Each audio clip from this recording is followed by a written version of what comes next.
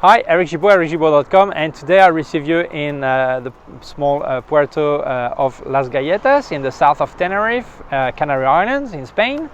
And today I'm going to speak to you about the polarizer filter and why I think you should have one in your camera bag always. Let's start.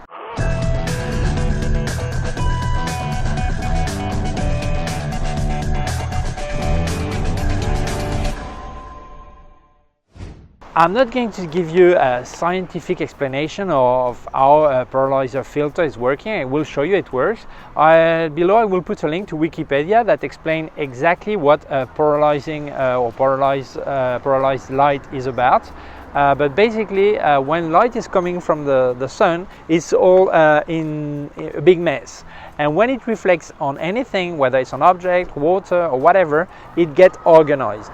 So a filter like this actually can cut. It's like if it was a small squares, you know, a small lines, a grid. It can actually stop the rays in one or other direction. So this way I can actually eliminate part of the reflection of any type.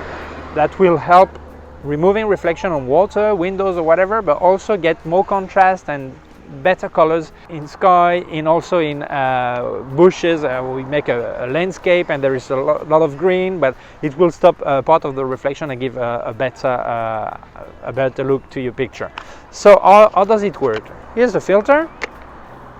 This filter, you just screw the filter on your lens, and then when you can turn and this way fine-tune exactly what part of the reflection and what part of the light you're actually cutting out.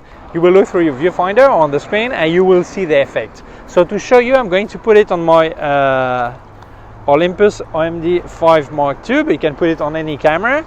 I've removed the sunshade. Normally when it's fine-tuned, I would actually put it again to avoid flare, but just for the demo it's no problem. I'm going to do first a small video so you can actually see the effect it does in real time. So I start recording and now I'm turning the filter and you can see how the reflection is changing. More reflection, less reflection. Yeah, you can see less. Yeah, it depends. So you have to really look at it and see if it's fine. I'm going to point at the sky a bit more. It also affects the light. It also affects the contrast in the sky, the clouds, all this. Okay. So now I'm going to show you with a picture, so you see how it looks in a still picture. I'm going to do what I think is the least polarized. Now you see the most reflection. And now what I think is the least. So you can see how this affects. So I think this is a great piece of gear you should actually have in your bag. And if you want to buy one, there is two things you should think about. First, the very cheap one you can find on AliExpress and some Amazon also. The cheapest made, the cheapest brand are really no good. They will give you some color effect and strange things. So a polarizer is expensive. Not very expensive, it's still payable, but it's not a really cheap filter. And so I recommend three brands really. One is B+W, which I think they're really good. Then there's the Hoya, the Pro version, and also the one I use is affordable. It's Chinese made. It's called Haida. Well, maybe they're all made in China, but this one is a Chinese brand. It's called Haida. It's a slim, it's very thin, and it's a Pro 2 MC CPOL circular polarizer.